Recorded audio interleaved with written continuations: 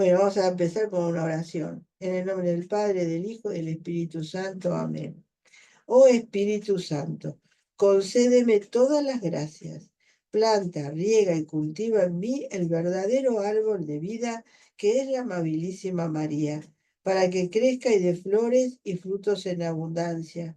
Oh Espíritu Santo, concédeme amar y venerar mucho a María, tu esposa fidelísima, apoyarme bajo su amparo maternal y acudir a su misericordia en toda circunstancia a fin de que con ella formes perfectamente en mí a Jesucristo, grande y poderoso, hasta la plena madurez espiritual. Amén. Bueno, vamos a comenzar entonces en este pequeño taller que vamos a comenzarlo hoy y lo vamos a terminar el próximo domingo. Así estamos preparados para acompañar a María, ¿no? En este tiempo de Semana Santa, de la pasión de su Hijo. Los dolores de María. ¿Habrá quien tenga un corazón tan duro que no se conmueva al oír el suceso más triste que haya ocurrido? Había una madre noble y santa que no tenía más que un solo hijo. Este era el más amable que imaginarse pueda. Inocente, virtuoso, bello y amantísimo de su madre, hasta el punto que nunca le había dado el menor disgusto, sino que siempre le había mostrado respeto y obediencia total con toda la ternura de su corazón. Y después, ¿qué sucedió? Que ese hijo, por envidia, fue acusado por sus enemigos, y el juez, aunque conocía y confesó él mismo su inocencia, únicamente por no enfurecer a sus enemigos, lo condenó a la muerte más infame, la misma que le había pedido a gritos, que le habían pedido a gritos. Y aquella pobre madre tuvo que sufrir el dolor de ver que le arrebataban contra toda justicia aquel hijo tan amante y tan amado en la flor de su vida, con una muerte atroz, pues lo hicieron morir a fuerza de tormentos, desgarrado a la vista de la plebe, en un patíbulo infame. Este hijo tan cruelmente ejecutado fue Jesús, nuestro amorosísimo Redentor. Y esta madre fue la Santísima Virgen María. Este gran dolor de María, ofrecido por nosotros, que le costó más que 1000 muertes, merece nuestra compasión y gratitud. María se convirtió en reina de los mártires, porque su martirio superó el dolor de todos los mártires. Así como Jesús es llamado Rey de Dolores y Rey de los mártires, porque en su vida padeció más que todos los demás mártires.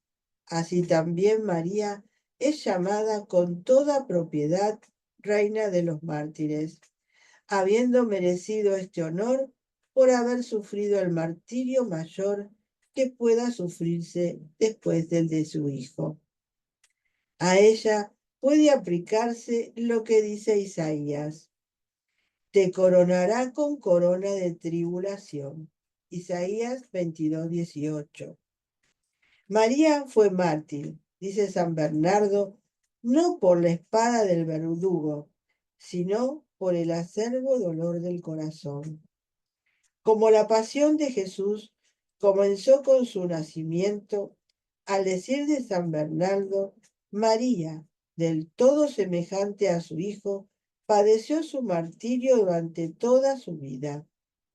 Sí, porque Jesús, ¿no es cierto?, no solamente padeció en su pasión, sino que Jesús sufrió desde su nacimiento, desde su nacimiento. Recordemos, eh, es más, sufrió desde su encarnación, porque querían apedrear a su madre y por supuesto iba a morir él. Sin embargo, él quiso ir padeciendo todos estos sufrimientos por amor a nosotros y para redimirlos. Y por supuesto que su madre fue su compañera en ese sufrimiento. María, del todo semejante a su hijo, padeció su martirio durante toda su vida. María estuvo llena de amargura a la vista de la pasión futura de su hijo. Iluminada por el Espíritu Santo, más que a todos los profetas, comprendió mejor que todos ellos las predicciones referentes al Mesías que se contienen en la Sagrada Escritura. Porque María conocía, como todos los judíos de su época, ¿no? Todos conocían la Sagrada Escritura, todos conocían eh, esa predicción del Mesías. Y también este profeta Isaías que nos habla del siervo doliente, ¿no? Que se van a leer en esta pasión, ¿no? En este tiempo de Semana Santa. Esos cánticos del siervo doliente de Isaías, María lo conocía, ¿no? Conocía todas esas predilecciones que estaban en los salmos. Ella lo conocía, no se le ocultaba. Por eso ella comprendió más que nada, más que todas las criaturas, ese sufrimiento de su hijo. Y por supuesto, ella también, ¿no? Tenía ese sufrimiento en su corazón. Su vida pasó toda con dolor y lágrimas, pues sufría compadeciendo a su hijo amado por su pasión, que no se apartaba jamás de sus ojos, contemplando siempre todas las penas y la muerte que un día había de sufrir. María, conforme avanzaba el tiempo, más se le acrecentaba el sufrimiento, pues conforme iba creciendo Jesús, más hermoso y amable se mostraba por una parte y por otra, acercándose cada vez más el tiempo de su muerte, cada vez más crecía en el corazón de María el dolor de tener que perderlo en esta vida. ¿Quién puede medir la grandeza de su dolor? Jeremías parece que no encuentra a quién comparar esta madre dolorosa al contemplar su sufrimiento por la muerte de su hijo y dice, ¿con quién te compararé? ¿A quién te asemejaré, hija de Jerusalén? Grande como el mar es tu tribulación. ¿Quién se compadecerá de ti? Lamentaciones 2:3. El martirio de María fue más grande que el de todos los mártires. Los mártires han padecido su martirio en el cuerpo, por medio de la espada o del fuego. María, en cambio, sufrió su martirio en el alma, como ya se lo predijo Simeón, y una espada de dolor atravesará tu alma. Sí, los mártires eh, de los primeros tiempos, ¿no es cierto?, del cristianismo, pues sufrieron en sus cuerpos, ¿eh? A unos por la espada, a otros se los comieron los leones, a otros, bueno, por el fuego. Bueno, ya muchos conocemos estos santos, ¿no? Que nosotros reconocemos eh, santos mártires, pero ellos lo recibieron en su cuerpo, ese martirio. En cambio, María no recibió en su cuerpo el martirio, sino en su alma. Y ese es más porque era continuo. O sea, a ella no se le terminó el martirio. Que María sufrió en su corazón todos los ultrajes que hicieron a Jesús, no hay quien lo dude. Todo el mundo sabe que las penas de los hijos lo son también de las madres cuando están llenas viéndolos padecer. San Agustín, considerando el tormento que padecía la madre de los macabeos al ver a su hijo padecer el suplicio, dice: ella, viéndolos padecer, sufría lo que de todos, porque a todos los amaba, sufría en su alma lo que ellos en su cuerpo. Lo mismo sucedió a María. Los azotes, las espinas, los clavos y la cruz que afligieron la carne inocente de Jesús penetraron igualmente en el corazón de María para consumar su martirio. Esta madre de los macabeos, ¿no? Si vamos ahí al libro de los macabeos, ella tenía 7 hijos y bueno, los 7 hijos fueron martirizados ante que ella, ¿no es cierto?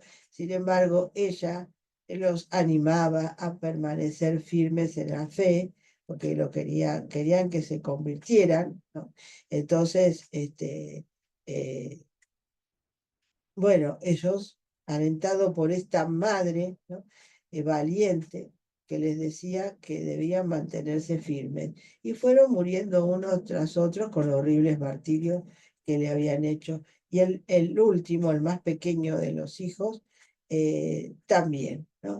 Y ella le dijo que ella le animó a seguir adelante, a ofrecer su vida, a no claudicar de la fe. Y luego, bueno, también fue martirizada ella, pero como dice acá San Agustín, lógico que cada vez que veía el martirio que le hacían a sus hijos, ella misma lo sufría. Yo creo que cualquier madre, ¿no es cierto?, que tiene un hijo sufriendo, lo sufre uno. Quisiera uno sufrir en vez del hijo, cuando el hijo tiene algún sufrimiento, algún problema, ya sea físico o espiritual o moral.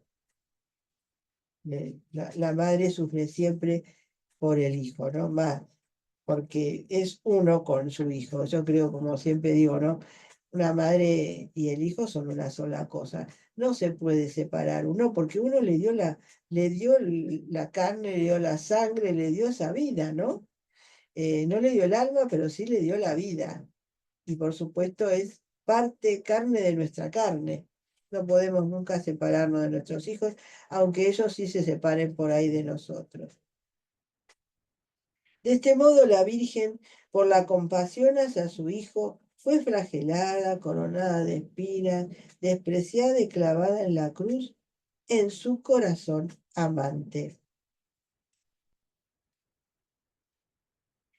Y ahora, otra reflexión por la que vemos cómo el martirio de María fue superior al de todos los demás mártires, porque ella padeció muchísimo y padeció sin consuelo. Padecían los mártires en los tormentos que les proporcionaban los tiranos, pero el amor a Jesús tornaba sus dolores dulces y amables. Padecía San Vicente su martirio atormentado en el potro, desgarrado con uñas de hierro, abrazado con planchas al rojo vivo. ¿Pero qué? Dice San Agustín, que uno parecía que hablaba y el otro el que sufría. Le increpaba con tanta fortaleza al tirano y con tan desprecio de los tormentos que parecían ser distintos el Vicente que padecía y el Vicente que hablaba. Tanto le confortaba a Dios con la dulzura de su amor en medio de aquellas torturas. Padecía San Bonifacio cuando era lacerado su cuerpo con uñas de hierro y le introducían astillas entre las uñas y la carne y le echaban plomo derretido, mientras que él no se cansaba de repetir: gracias, Señor Dios mío, Jesucristo, gracias. Eran atormentados San Marco y San Marceliano, atados a un poste y clavados los pies. Y cuando el tirano les decía: miserables, apostatad y libraos de los tormentos, ellos les respondían: ¿de qué tortura nos hablas? ¿De qué tormentos? Nunca hemos estado más alegres que ahora en que padecemos con gusto por amor de Jesucristo. Padecía San Lorenzo y mientras estaba en la parrilla, como dice San León, más poderosa era la llama interior del amor para consolarlo en el alma que las brasas para atormentar su cuerpo. El amor lo hacía tan fuerte que llegaba hasta increpar al tirano diciéndole: Tirano, si quieres comer mi carne, ya tienes una parte asada. Dame vuelta y come. Pero ¿cómo podía bromear de esa manera en medio de tales torturas y sufriendo aquella prolongada agonía? Es que, responde San Agustín, embriagado con el vino del divino amor, no sentía ni los tormentos ni la muerte. De modo que los mártires, cuanto más amaban a Jesús, tanto menos sentían los tormentos ni la muerte. Y la contemplación de los sufrimientos de un Dios crucificado era suficiente para consolarlo. Pero nuestra Madre Dolorosa, ¿acaso tenía consuelo por el amor de su Hijo y a la vista de sus sufrimientos? Ciertamente que no, porque el mismo Hijo que padecía era la causa de todo su dolor, y el amor que le tenía era el único y el más cruel verdugo.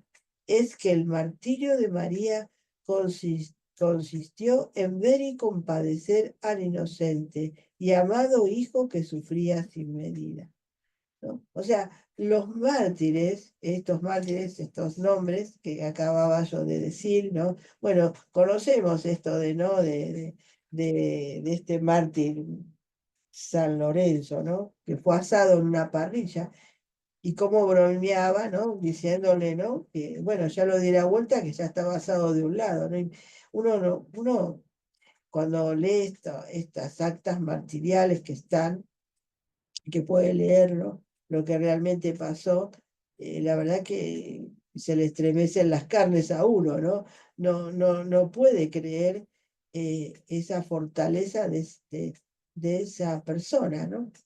Sin embargo, era el amor de Dios, el saber eh, que eso era más grande que cualquier tortura que le pudieran hacer, era un consuelo tan grande que les daba la gracia para poder soportar semejantes torturas.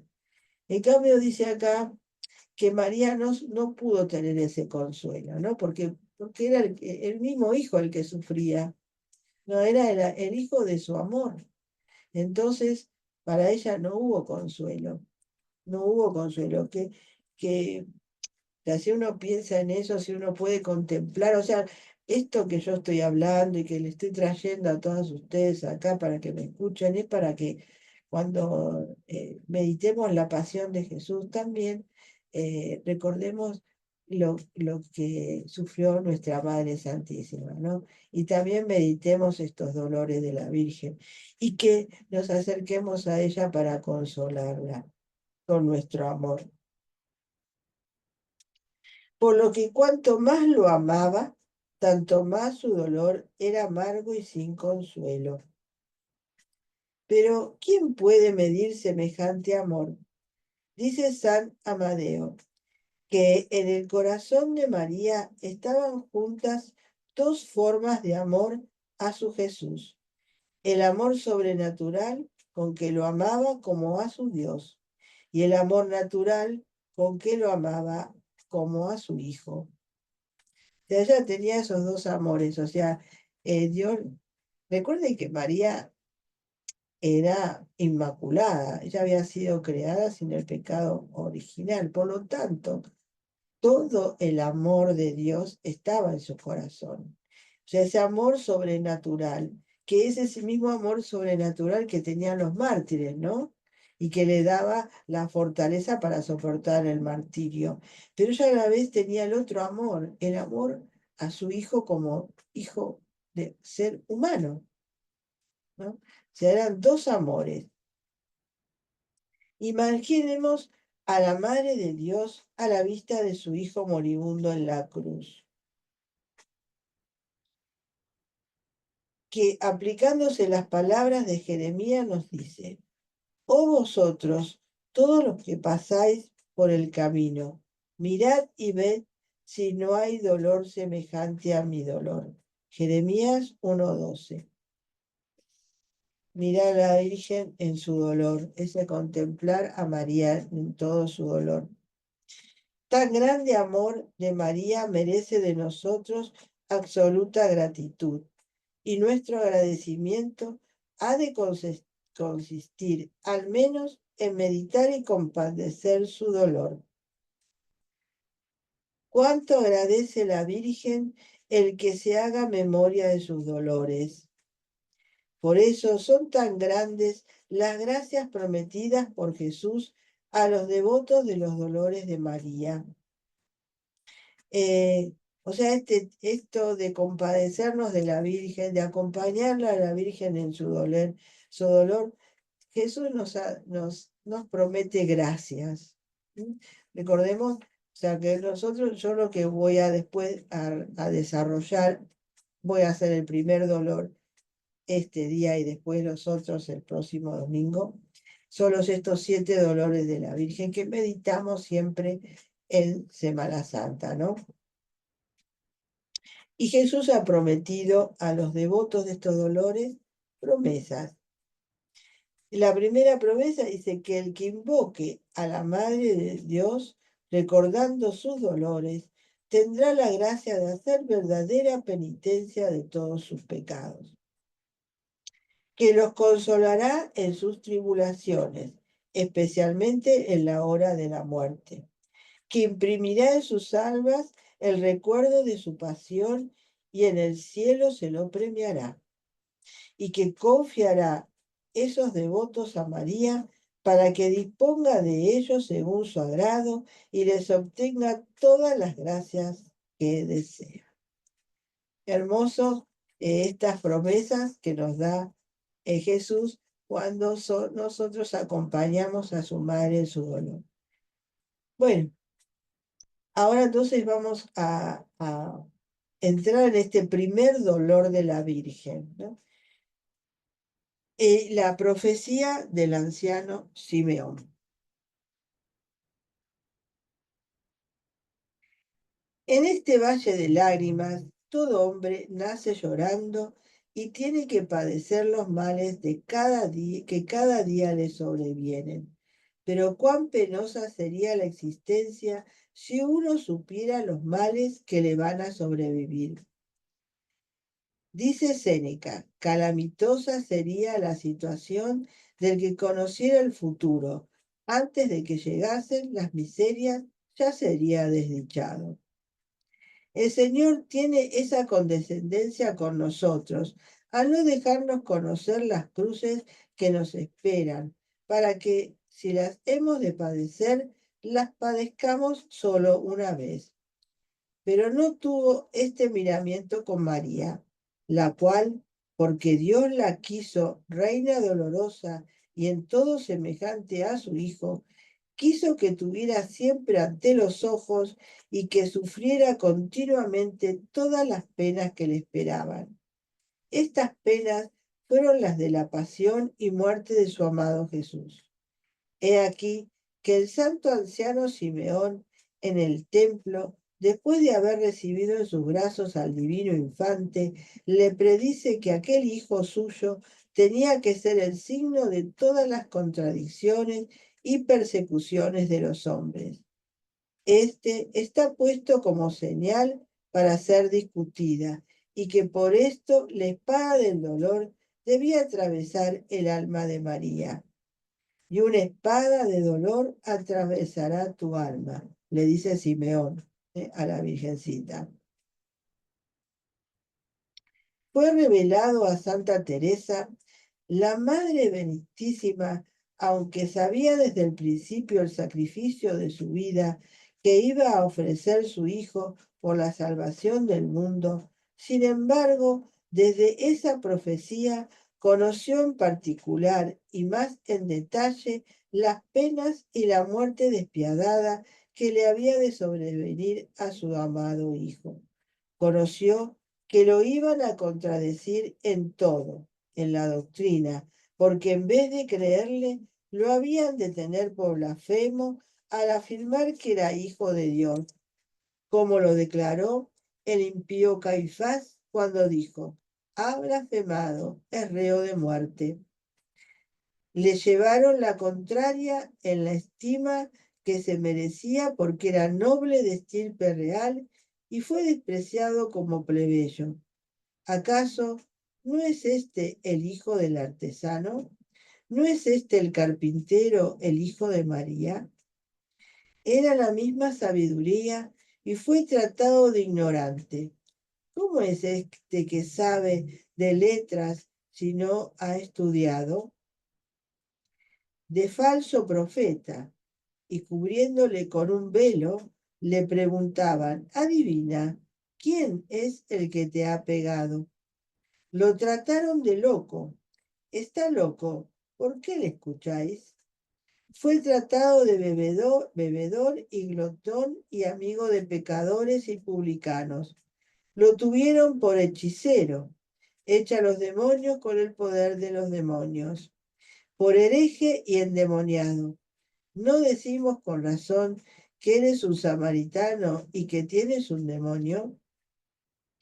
En suma, fue tenido por criminal tan notorio que no necesitaban proceso para condenarlo, como le gritaban a Pilato: si este no fuera un malhechor, no te lo hubiéramos entregado.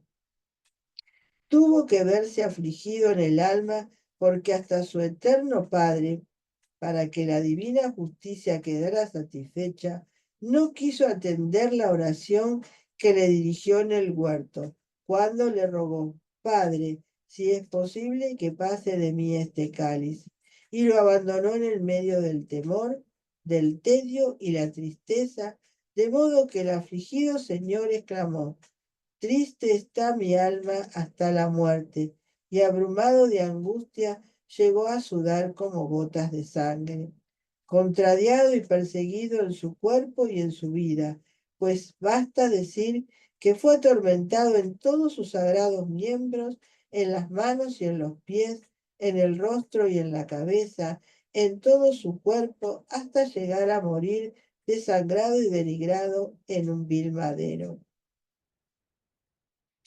Cada vez que miraba a mi hijo, cada vez que lo envolvía en pañales, cada vez que contemplaba sus manos y sus pies, tantas veces en mi alma se recrudecía como un nuevo dolor pensando en el momento de la crucifixión, ¿no? Ella en todo momento tenía la vista de ese dolor que iba a padecer su hijo.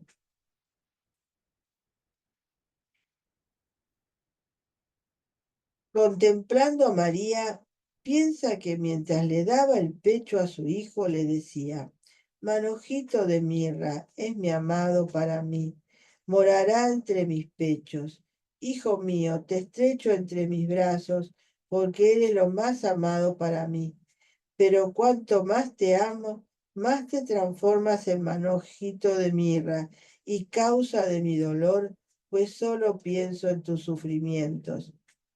Consideraba María, dice San Bernardino, que la fortaleza de los santos tenía que agonizar, la belleza del paraíso tenía que verse deformada, el Señor del mundo ser atado como reo, el creador de todo amoratado a golpes, el juez de todo sentenciado, la gloria del cielo despreciada, el rey de reyes coronado de espinas y tratado como rey de burlas.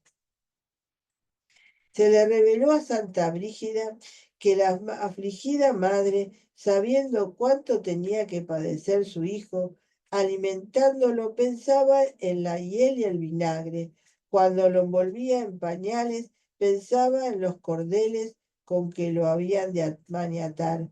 Cuando lo llevaba en brazos, se lo imaginaba clavado en la cruz. Cuando lo veía dormido, recordaba que un día estaría muerto. Si crecía Jesús en la estima y amor de la gente, cuánto más crecería en la estima y amor de María. Pero cuanto más crecía este amor, más se acrecentaba el dolor de tener que perderlo por una muerte tan cruel. Y cuanto más se acercaba el tiempo de la pasión de su hijo, tanto más y con mayor dolor, aquella espada profetizada por Simeón atravesaba el corazón de la madre. Por si nuestro Rey Jesús y su Madre Santísima no rehusaron padecer por amor nuestro a lo largo de la vida una pena tan cruel, no tenemos derecho a lamentarnos por nuestros padecimientos, ciertamente menores. Jesucristo se le apareció a Sor Magdalena Dominica, mientras sufría desde hacía tiempo una gran tribulación, y la animó a permanecer en la cruz con él soportando aquel dolor. Sor Magdalena, lamentándose, le respondió: Señor, tú solo sufriste en la cruz 3 horas, pero yo llevo años con esta tortura. Y entonces el Redentor le replicó: ¿qué dices? Yo desde el primer instante de mi concepción sufrí en el corazón lo que después en la cruz padecí en el cuerpo. Por eso, cuando nosotros padezcamos cualquier aflicción y nos lamentemos, imaginémonos que Jesús y su Santa Madre nos dicen lo mismo. O sea, eh, ese sufrimiento de Jesús y de María nos puede acompañar en nuestros sufrimientos, ¿no? Meditar en esos sufrimientos nos puede ayudar en los nuestros, porque al final de cuentas ellos, Jesús lo hizo para redimirnos a cada uno de nosotros. Él no tenía por qué sufrir, sin embargo lo hizo por nosotros. Y bueno, antes de terminar con la oración, tengo acá también una meditación de San Juan Pablo II, justamente sobre esta profecía de Simeón. Nuestro querido santo, ¿no? San Juan Pablo II, que tiene tantas catequesis sobre la Virgen, ¿no? Bueno, nos dice así: después de haber reconocido en Jesús la luz para iluminar a las naciones, Simeón anuncia a María la gran prueba a la que está llamado el Mesías y le revela su participación en ese destino doloroso. La referencia al sacrificio redentor, ausente en la Anunciación, ha impulsado a ver en el oráculo de Simeón casi un segundo anuncio que llevará a la Virgen a un entendimiento más profundo del misterio de su hijo. Simeón, que hasta ese momento se había dirigido a todos los presentes, bendiciendo en particular a José y María, ahora predice solo a la Virgen que participará en el destino de su hijo. Inspirado por el Espíritu Santo, le anuncia: este está puesto para caída y elevación de muchos en Israel, y para ser señal de contradicción. Y a ti misma una espada te atravesará el alma, a fin de que queden al descubierto las intenciones de muchos corazones. Lucas 2, 34, 35. Estas palabras predicen un futuro de sufrimiento para el Mesías. En efecto, será el signo de contradicción destinado a encontrar una dura oposición en sus contemporáneos. Pero Simeón une al sufrimiento de Cristo la visión del alma de María atravesada por la espada, asociando de ese modo a la madre al destino doloroso de su hijo. Así, el santo anciano, a la vez que pone de relieve la creciente hostilidad que va a encontrar el Mesías, subraya las repercusiones que esa hostilidad tendrá en el corazón de la madre. Ese sufrimiento materno llegará al culmen en la pasión, cuando se unirá a su hijo en el sacrificio redentor. y a ti mismo una espada te atravesará el alma, a fin de que queden al descubierto las intenciones de muchos corazones. Las palabras de Simeón pronunciadas después de una alusión a los primeros cantos del siervo del Señor, citados en Lucas 2:32, nos hacen pensar en la profecía del siervo paciente, el cual, molido por nuestros pecados, se ofrece a sí mismo en expiación, mediante un sacrificio personal y espiritual que supera con mucho los antiguos sacrificios rituales. Podemos advertir aquí que la profecía del Simeón permite vislumbrar en el futuro sufrimiento de María una semejanza notable en el futuro doloroso del siervo. María y José manifiestan su admiración cuando Simeón proclama a Jesús luz para alumbrar a las naciones y gloria de tu pueblo Israel. María, en cambio, ante la profecía de la espada que le atravesará el alma, no dice nada. Acoge en silencio, al igual que José, esas palabras misteriosas que hacen presagiar una prueba muy dolorosa y expresan el significado más auténtico de la presentación de Jesús en el templo. En efecto, según el plan divino, el sacrificio ofrecido entonces de un par de tórtolas o 2 pichones, conforme a lo que dice en la ley, era un preludio del sacrificio de Jesús, manso y humilde de corazón.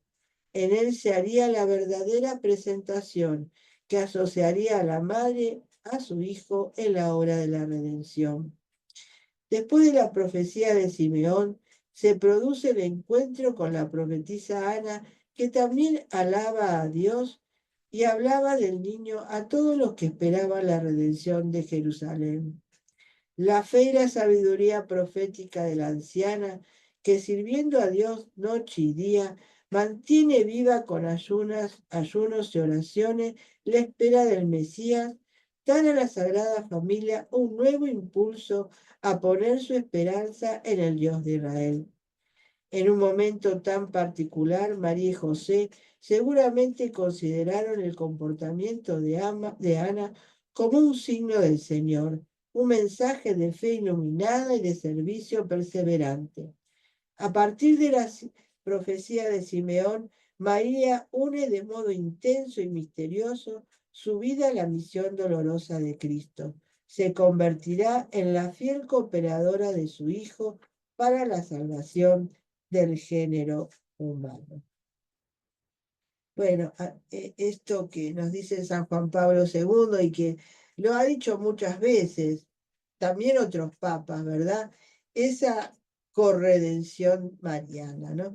María asociada al sufrimiento de Cristo para nuestra redención. ¿Eh? Es la corredentora. Nos falta ese dogma, así que nosotros recemos para que prontito podamos tener este dogma de la corredención. Ya está en la fe de la Iglesia a través de los santos papas, como San Juan Pablo II, y necesitamos, ¿no es cierto?, que ese dogma sea aprobado, ¿no? En algún momento lo va a hacer y va a traer muchas bendiciones para la iglesia y para el mundo. Estos sufrimientos de María, esta espada que Simeón le profetizó, ¿no? Que atraviesa su alma y sigue atravesándola, porque como yo decía, ¿no es cierto? Ella tiene ahora toda la humanidad como hijos. ¿Y cuántos hijos sufren? ¿Eh? Como hablamos acá con Solange en el Rosario, esos sufrimientos de, de los novios, de los esposos, de los hijos que son abandonados, todo eso es sufrimiento, es ese espada de dolor que María siempre tiene. Cuando un hijo nace a la vida de la gracia en la fuente bautismal, María, aunque no se la nombra, está presente. Ella es la madre de la iglesia, ella es la madre que da luz al nuevo Hijo de Dios en la fuente bautismal. Y yo cuando hay los bautismos en mi parroquia, y le consagro a María esos niños o esos adultos, ¿no? Y siempre digo, madre, ahí ya tienes tu espada, ¿no? Y porque ella no sabe qué va a pasar con ese hijo, ¿no? Ese nuevo hijo que tiene, ¿no? ¿Por qué caminos va a emprender? ¿Qué sufrimientos va a tener? Y ya ella se asocia a ese sufrimiento, ¿no? Trayéndole eh, a través de su sufrimiento y la ayuda de su Hijo Jesucristo. Así está con cada uno de nosotros. María con su dolor se asocia al nuestro. No estamos solos en nuestros sufrimientos. Nosotros, no solamente porque Jesús está con nosotros, que es el Redentor, sino porque también tenemos a una madre con nosotros. Y bueno, vamos a terminar con esta oración de este primer dolor. Madre mía afligida, reina de los mártires y de los dolores, que tanto has llorado a tu Hijo muerto por mi salvación. ¿De qué me servirán tus lágrimas si llegara a condenarme? Por los méritos de tu dolor, alcánzame el dolor de mis pecados y verdadera enmienda de mi vida con una constante y tierna compasión de la pasión de Jesús y de tus sufrimientos. Si Jesús y tú, siendo inocentes, tanto habéis sufrido por mí, obtenedme que sepa sufrir por vuestro amor. Señora mía, si te ofendí, justo es que hieras mi corazón. Y si es fiel, te he servido, hiérelo también por especial favor. Es injusto ver a mi Jesús herido y a ti, que estás también con él herida, y yo en cambio encontrarme ileso. Por la angustia que sentiste, madre mía, al contemplar a tu hijo abrumado de penas, muriendo en la cruz, te suplico me obtengas la gracia de una buena muerte. Abogada de los pecadores, no dejes de asistirme cuando afligido y conturbado esté para pasar a la eternidad.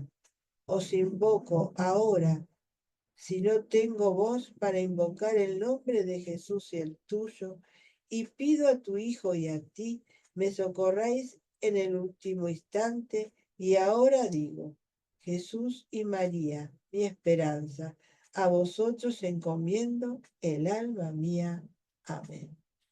Dios te salve María, llena eres de gracia, el Señor es contigo, bendita tú eres entre todas las mujeres y bendito es el fruto de tu vientre Jesús. Santa María, Madre de Dios, ruega por nosotros pecadores, ahora y en la hora de nuestra muerte. Amén. En el nombre del Padre, del Hijo y del Espíritu Santo. Amén. Bueno, gracias por acompañarme y bueno, meditemos los dolores de la Virgen, meditemos la pasión de Jesús. Eso es lo que nos está llamado este tiempo de gracia que tenemos, ¿no? Esta Semana Santa. Vamos a festejar ahora este domingo, Domingo de Ramos, ¿no? Y vamos a escuchar la pasión de Jesús. Sería bueno que también nosotros leyéramos alguna pasión de Jesús en alguno de los evangelios, ¿no? Este sería una tarea que yo les pido que hagan en esta semana. Elegir uno de los evangelios y leer la pasión de Jesucristo, ¿no? Y meditarla. Así estaremos mejor preparados para vivir esta Semana Santa y por supuesto acompañar a nuestra Madre Dolorosa en el camino de la pasión de su Hijo. Bueno, que tengan buenas noches, gracias Solán por acompañarme y que, bueno, vamos a seguir en el próximo domingo con los otros 6 dolores que nos queda para meditar. Buenas noches y nos estamos mirando y hablando y rezando en los rosarios que tenemos diariamente. Hasta mañana.